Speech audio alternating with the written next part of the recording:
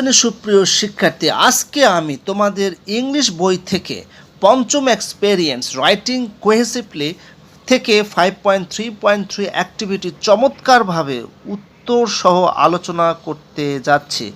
প্রথমে জেনে নিই আমাদের জন্য নির্দেশনা কি দেয়া আছে।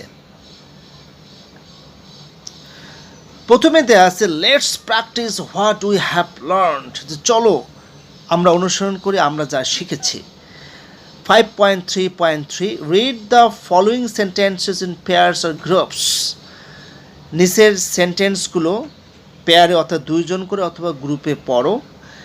দে are not logically and chronologically organized, সেগুলো যৌক্তিকভাবে বা নিয়মতান্ত্রিকভাবে সাজানো নাই। Identify the different cohesive devices used to connect the sentences and organize them to make a meaningful paragraph। বিভিন্ন সেন্টেন্সকে সংযুক্ত করার জন্য এবং অর্থপূর্ণ প্যারাগ্রাফে পরিণত করতে যে কোহেসিভ ডিভাইসেস ব্যবহৃত হয়েছে সেগুলো চিহ্নিত করো। Follow the structure of a paragraph while organizing the sentence। Later share it with the whole class। সেন্টেন্সে সাজানোর ক্ষেত্রে প্যারাগ্রাফের গঠনগুলো মেনে চলো, পরে পুরো শ্রেণীতে শেয়ার করো। অষ্টম শ্রেণীর সুপ্রিয় শিক্ষার্থী, এখানে একটি কথা সুস্পষ্টভাবে বলা হয়েছে যে সেন্টেন্সগুলো যৌক্তিকভাবে বা নিয়মতান্ত্রিকভাবে সাজানো নাই। তার মানে এখানে একটা টেক্সট আছে, টেক্সটের মধ্যে একটা গল্প আছে, এই গল্পতে মোট 6টি সেন্টেন্স আছে, কিন্তু এই 6টি সেন্টেন্স যৌক্তিকভাবে সাজানো নাই, অর্থাৎ এলোমেলো করে সাজানো হয়েছে। আমরা কোহেসিভ ডিভাইস দেখে এবং ফাইন্ড আউট করে আমরা এটা গল্পটাকে সাজাবো, যৌক্তিকপূর্ণভাবে সাজাবো। তোমরা এখানে দেখতে পাচ্ছ যে আমি 6টি সেন্টেন্সকে 6টি কালার দ্বারা অঙ্কিত করেছি এবং এখানে আমি কিন্তু মার্কিং করেছি। তোমরা এখানে বুঝতে পারছো, এই যে 1 নাম্বার মার্কিং করেছি, 2 নাম্বার, 3 নাম্বার, 4, 5, 6। এর অর্থ হলো এখানে এই সেন্টেন্সটি আমাদের প্রথমে লিখতে হবে যদি আমরা এটাকে স্টোরি করতে চাই বা যৌক্তিকভাবে সাজাতে চাই। তারপরে 2 নাম্বার সেন্টেন্সটি একের পরে এই সেন্টেন্সটা আমাদের নিতে হবে, 2-এর পরে একদম শেষে যেটা রয়েছে সেই সেন্টেন্সটা নিতে হবে, তারপরে নিতে হবে এই সেন্টেন্স, তারপরে প্রথমে যেটা আছে সেই সেন্টেন্স ফাইনালি, ঠিক আছে। এরপরে হচ্ছে ওভারঅল, অর্থাৎ এগুলো হচ্ছে আমাদের কোহেসিভ ডিভাইসেস। তাহলে প্রথম কোহেসিভ ডিভাইসটি হলো 1 নাম্বার সেন্টেন্সে, সেটি হচ্ছে অ্যান্ডটা কোথায় আছে, এটি হচ্ছে অ্যান্ড, এটি হচ্ছে আমাদের 1 নম্বর সেন্টেন্সে কোহেসিভ ডিভাইস। 2 নম্বর সেন্টেন্সে কোহেসিভ ডিভাইসটি হলো ফার্স্টলি, 3 নাম্বার সেন্টেন্সে কোহেসিভ ডিভাইস হলো সেকেন্ডলি, এবং 4 নাম্বার সেন্টেন্সে কোহেসিভ ডিভাইস হলো থার্ডলি, 5 নাম্বার সেন্টেন্সে কোহেসিভ ডিভাইস হলো ফাইনালি, এবং 6 নাম্বার সেন্টেন্সে কোহেসিভ ডিভাইস হলো ওভারঅল। এখন কথা হচ্ছে এখানে সেন্টেন্সগুলো যৌক্তিকভাবে সাজানো নাই, সাজানোর জন্য যেভাবে এখানে অঙ্কিত করা হয়েছে, অর্থাৎ মাঝখানে সেন্টেন্সটা আমাদের প্রথমে নিতে হবে। আমি এভাবে সাজিয়ে প্যারাগ্রাফটিকে অর্গানাইজড করেছি, সেটা তোমাদের এখন পড়ে শোনাচ্ছি গল্প আকারে, এবং এখানে আমি সুন্দর করে যে সমস্ত কোহেসিভ ডিভাইস সেগুলো কিন্তু ফাইন্ড আউট করে দিয়েছি, এবং অলরেডি আমি কিন্তু বললাম আমাদের কী কী কোহেসিভ ডিভাইস রয়েছে। প্রথমে আছে Prashan's bird teacher has played an important role in his life by teaching him valuable life lessons and being a faithful companion। প্রাসানের বার্ড টিচার, পাখির শিক্ষক, প্রাসানকে তার জীবনে একটা গুরুত্বপূর্ণ ভূমিকা পালন করেছে, তাকে শিখিয়ে, অর্থাৎ তাকে জীবনের গুরুত্বপূর্ণ পাঠ শিখিয়ে এবং তার একজন বিশ্বস্ত সঙ্গী হওয়ার জন্য প্রাসানের বার্ড শিক্ষক একটি গুরুত্বপূর্ণ ভূমিকা পালন করেছে। তাহলে স্বভাবতই এখানে প্রথমে নিতে হয়েছে। এরপরে হচ্ছে ফার্স্টলি, প্রথমত কিভাবে সে শিখিয়েছে, অর্থাৎ প্রাসনের বার্ড টিচার প্রাসনকে কিভাবে শিখিয়েছে।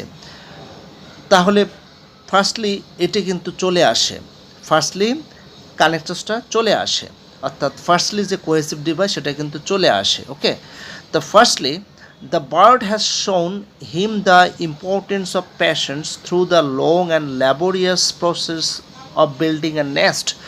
প্রথমে পাখিটি তাকে শিখিয়েছে, তাকে দেখিয়েছে যে একটা বাসা তৈরি করার জন্য শ্রমসাধ্য যে প্রসেস রয়েছে এবং ধৈর্যের গুরুত্ব সম্পর্কে, যে ধৈর্য ধারণ করতে হয় সে গুরুত্ব সম্পর্কে পাখিটি তাকে দেখিয়েছে।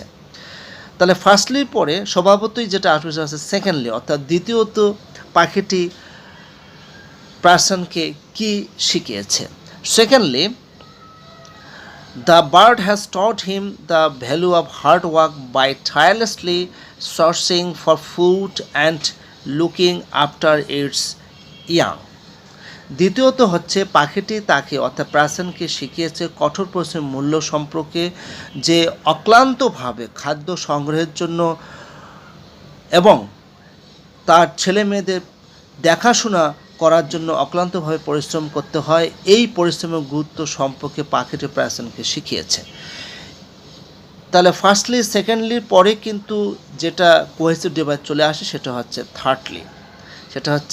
থার্ডলি। ওকে, তৃতীয়ত, the bird has demonstrated to him the importance of being adaptable by adjusting its behavior according to different situations. তৃতীয়ত, পাখিটি প্রাসনকে পথ দেখিয়েছে যে বিভিন্ন পরিস্থিতি অনুযায়ী তার আচরণকে সমন্বয় করা গুরুত্ব সম্পর্কে শিক্ষাদান করেছে। ওকে, তাহলে ফার্স্টলি সেকেন্ডলি থার্ডলির পরেই কিন্তু যে কোহেসিভ ডিভাইস হবে সেটা হচ্ছে ফাইনালি। ওকে, তাহলে finally the bird has provided a constant source of joy and comfort for person, providing him with a loyal friend and companion. সব শেষে পাখিটি পার্সনকে তার একজন লয়াল ফ্রেন্ড এবং সঙ্গী প্রদান করে পার্সনকে আনন্দ এবং আরামের উৎস প্রদান করেছে। তো এটা হচ্ছে ফাইনালি। এবং সবশেষে যেটি উপসংহারমূলক যে কানেক্টর সেটা হচ্ছে ওভারঅল, অর্থাৎ সামগ্রিকভাবে। এই যে সামগ্রিকভাবে এর অর্থ হচ্ছে সামগ্রিক। Overall, Prasan's bird teacher has been an exceptional role model, imparting essential life skills and providing him with unwavering companionship. সামগ্রিকভাবে প্রাসনের যে বার্ড টিচার, যে শিক্ষক, সে কিন্তু ব্যতিক্রমধর্মী রোল মডেল হয়েছে। ঠিক আছে, কারণটা কি? তার সাথে অটল একটা সাহচর্য প্রদান করে পার্সনকে এবং তাকে বিশেষ লাইফ স্কিল শিক্ষাদানের জন্য পার্সনের বার্ড টিচার কিন্তু একটা ব্যতিক্রমধর্মী রোল মডেল হয়েছে। অষ্টম শ্রেণীর সুপ্রিয় শিক্ষার্থী, এভাবে কিন্তু একটা গল্পকে, একটা টেক্সটকে কোহেসিভ ডিভাইসগুলো একটা পর একটা সাজিয়ে কিন্তু আমরা সুন্দর করে মনে ভাব ব্যক্ত করতে পারি। কিন্তু যদি আমরা প্রথমে আবার ফিরে যাই, এখানে প্রথমে কিন্তু শুরু হয়েছে ফাইনালি দিয়ে, তো কখনোই কিন্তু ফাইনালি যে কোহেসিভ ডিভাইস এটা কিন্তু প্রথমে আমরা লিখতে পারি না, কিন্তু ফাইনালি কথাটা আসবে কখন? ফার্স্টলি, তারপরে সেকেন্ডলি এবং থার্ডলির পরে কিন্তু ফাইনালিটা আসে। ঠিক আছে, তো তার আগে কিন্তু টপিক সেন্টেন্সটা আমরা বাছাই করেছি, সেটা হচ্ছে 1 নাম্বার, এবং এখানে কিন্তু কোহেসিভ ডিভাইস হচ্ছে অ্যান্ড। এখানে কিন্তু কোহেসিভ ডিভাইসটা হচ্ছে অ্যান্ড, যেটা আমি তোমাদের অলরেডি দেখিয়েছি। ওকে, তাহলে আমরা এখন শখের মধ্যে চলে যাচ্ছি যে এখানে একটু ব্যাখ্যা করতে হবে যে কেন আমরা কোহেসিভ ডিভাইসটা ব্যবহার করছি, অর্থাৎ কোহেসিভ ডিভাইস ব্যবহার করার উদ্দেশ্যটা কি সেটা এখন দেখাতে হবে। এখানে দেয়া আছে, you can use this grade to organise the sentences to make a meaningful paragraph 1, অর্থাৎ one is done for you. এখানে বলা হচ্ছে যে মিনিংফুল প্যারাগ্রাফ তৈরি করার জন্য তুমি সেন্টেন্সগুলো সাজানোর ক্ষেত্রে ইগ্রিটি ব্যবহার করতে পারো, একটা তোমার জন্য করে দেওয়া আছে। এখানে প্রথম কলামে রয়েছে যে স্ট্রাকচার অফ দ্য প্যারাগ্রাফ, কাঠামোটা কি, অর্থাৎ এটা।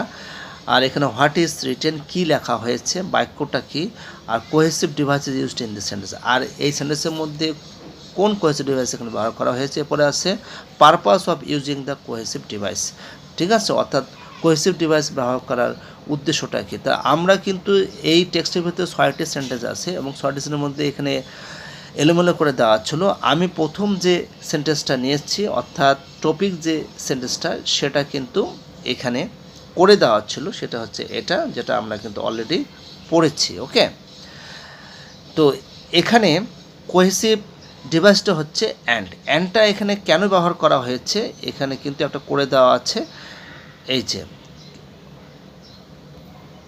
Connecting two similar information, valuable life lesson and being faithful companion, অর্থাৎ দুটো অনুরূপ তথ্যকে সংযুক্ত করার জন্যই এই অ্যান্ড যে কানেক্টরসটা, এটা কিন্তু ব্যবহার করা হয়েছে, ঠিক আছে, এই অ্যান্ড।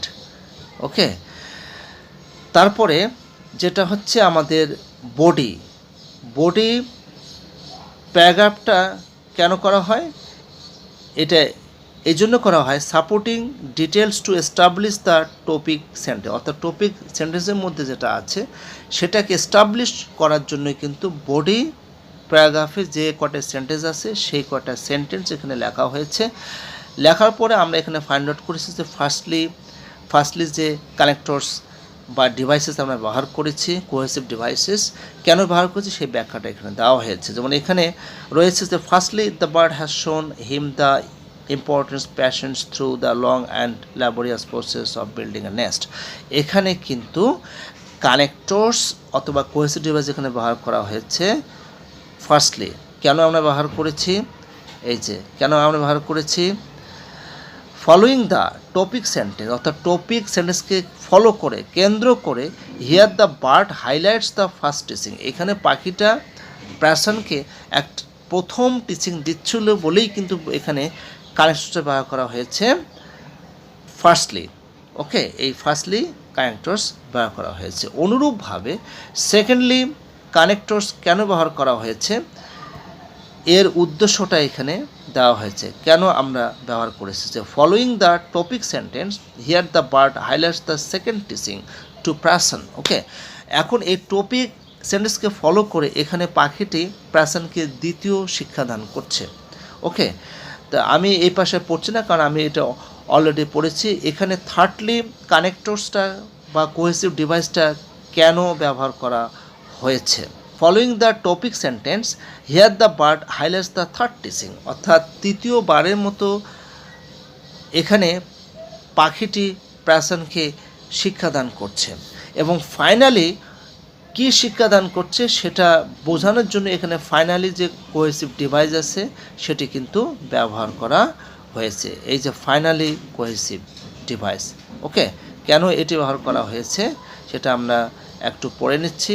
একই রকম হবে, following the topic sentence here the bird highlights the final teaching, অর্থাৎ ফাইনাল, অর্থাৎ তার পাখিটি তার যে স্টুডেন্ট প্যাশনকে তার ফাইনাল টিচিং দিচ্ছে, সেই জন্যই কিন্তু এখানে ফাইনালি যে কোহেসিভ ডিভাইস রয়েছে সেটা ব্যবহার করা হয়েছে, ঠিক আছে।